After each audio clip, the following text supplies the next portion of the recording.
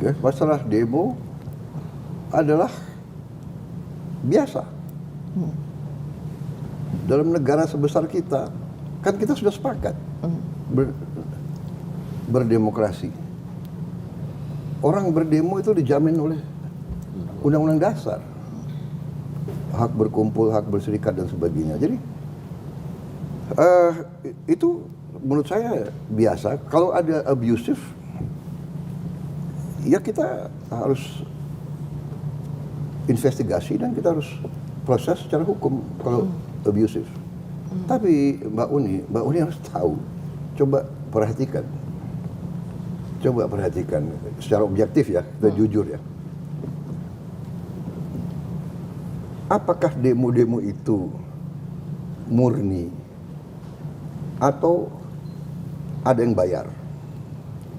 Harus objektif dong. Iya kan? Pertama, ada demo melawan efisiensi. Demo katanya dana pendidikan akan dikurangi.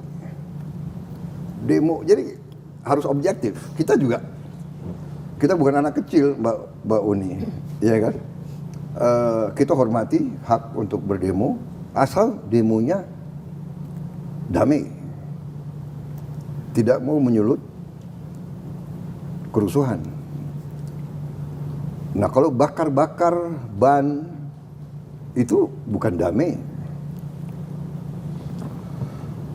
Dan kenapa abusive?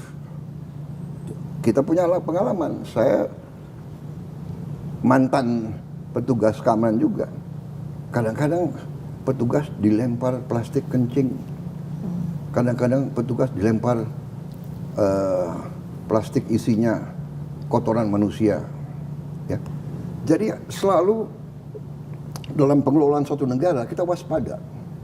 Apakah ada kelompok-kelompok atau kekuatan-kekuatan asing yang ingin adu domba? Ini berlaku lazim. Data-data keluar sekarang. Pemerintah Trump membubarkan USAID. Dan di situ ketemu bukti-bukti bahwa USAID membiayai banyak LSM di mana-mana.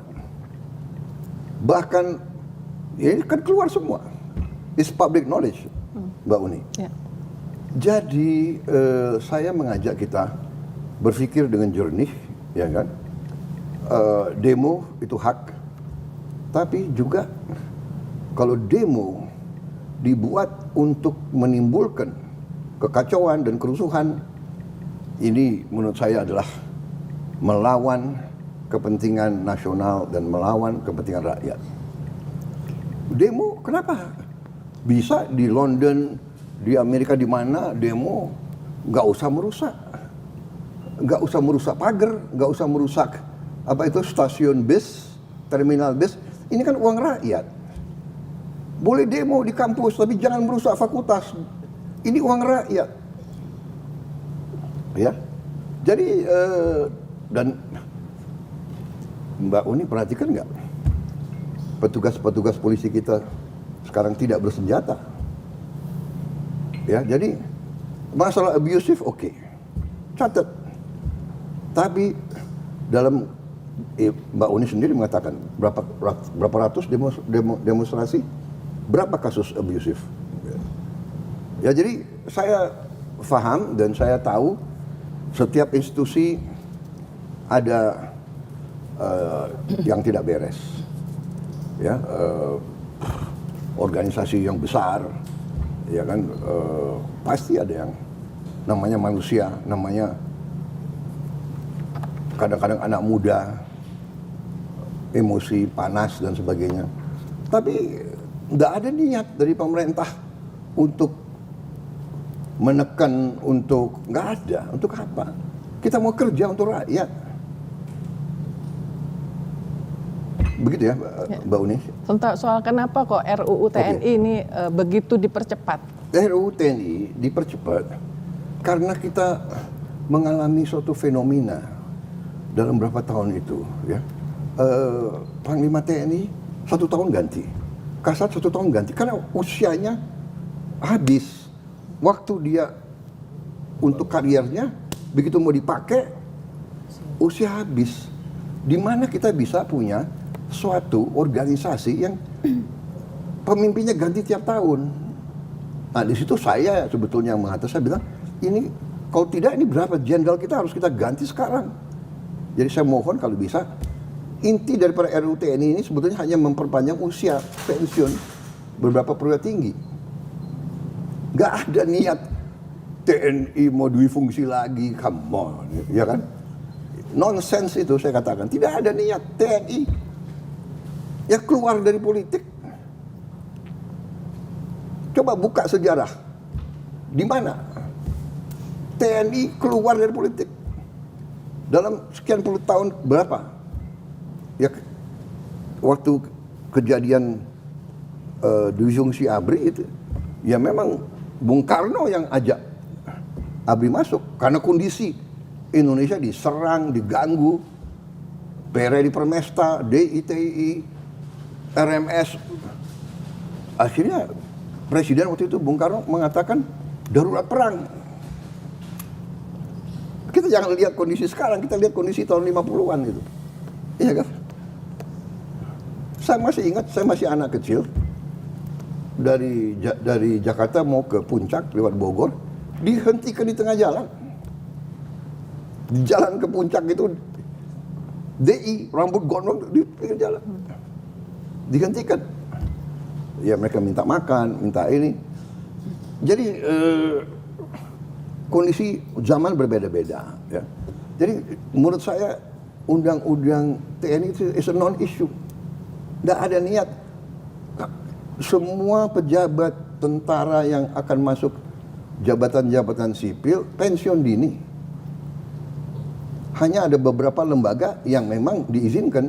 14 itu. Intelligence, bencana alam, Basarnas, ini dari dulu kan ini hanya mengformalkan. Kemudian apa ya katanya kejaksaan, kenapa? Ya kejaksaan ada jaksa apa pidana militer. Kemudian hakim agung, ada hakim agung ya kan? Kamar militer, dan kalau dilihat semua itu ada reasoningnya. Jadi menurut saya is non issue, itu rakyat juga tahu kok bahwa. Tapi transparansi proses pembahasannya juga akan dipersoalkan. Itu yang memicu demo sebetulnya Pak. Selain konten ya, selain konten yang dikhawatirkan bahwa ini kita mengarah ke militarisme negara, militarisme ada kotor-kotor lagi kayak zaman Orde Baru. Ya sudahlah, ya. Gak ada itu. Ya. Okay. Gak ada militarisme apa, ya kan? Militarisme apa? Kenapa orang nggak ribut kalau Thailand itu kudeta berkali-kali kok? Kenapa nggak? Anda ngerti nggak ada itu? Militarisme apa? Jadi, saudara, kalau Anda tanya secara objektif ya, bikin survei, tanya rakyat, lembaga mana yang paling dipercaya oleh rakyat? Jangan elit intelektual di Jakarta yang punya akses, yang ya kan, yang banyak punya pandangan-pandangan tertentu gitu ya. Menurut saya bias gitu loh. Selalu memandang dengan sakwa sangka, dengan curiga gitu. Memang TNI sih Pak, selama ini survei-survei mengatakan TNI. Cuman ada alasannya kenapa TNI itu nomor 1. Karena sejak reformasi TNI itu kembali ke barak. Itu dan kemudian lahir dari rahim rakyat. Jadi image itu yang membuat TNI itu selalu nomor 1 di survei. Nah dikhawatirkan kalau misalnya makin banyak. Mbak Uni, yang bawa kembali ke barak siapa? Saya mau tanya. Reformasi. Yang bawa kembali TNI ke barak itu siapa? Pemimpin TNI sendiri. Ya. Okay. Kita sadar waktu itu. Pak Wiranto, Pak Yudhoyono, ya kan? Agus Wiradikusuma, termasuk saya yang dorong. Saya pertama di dalam TNI yang mengatakan civilian supremacy. Saya tunduk dan saya buktikan bahwa saya tunduk kepada pemimpin sipil. Saya diberhentikan oleh Pak Habibie, siap. Padahal saya pegang pasukan terbanyak. Jadi jangan salah, jangan selalu pakai narasi yang selalu, ya kan? Menurut saya kita objektif, rakyat itu masih percaya sama TNI. Iya. Baik. Karena apa? Tidak hanya itu. Kalau ada bencana alam, siapa yang pertama kali? TNI. Kalau ada ribuan orang mayat waktu di Aceh, siapa yang angkat? Jadi kita harus objektif yang benar. Siapa yang jaga republik ini? Malam Natal, tahun baru, ya kan? Lebaran, mudik, TNI, Polri, ada kekurangan, ada unsur-unsur yang, ya semua lembaga kita, Ya. ada hal-hal yang tidak baik. Ini tanggung jawab kita bersama, mari kita perbaiki. Saya tegas terus di TNI, di Polri, beresin, bersihkan diri kalian. Baik. Sebelum nanti saya ambil tindakan atas nama sebagai mandataris rakyat.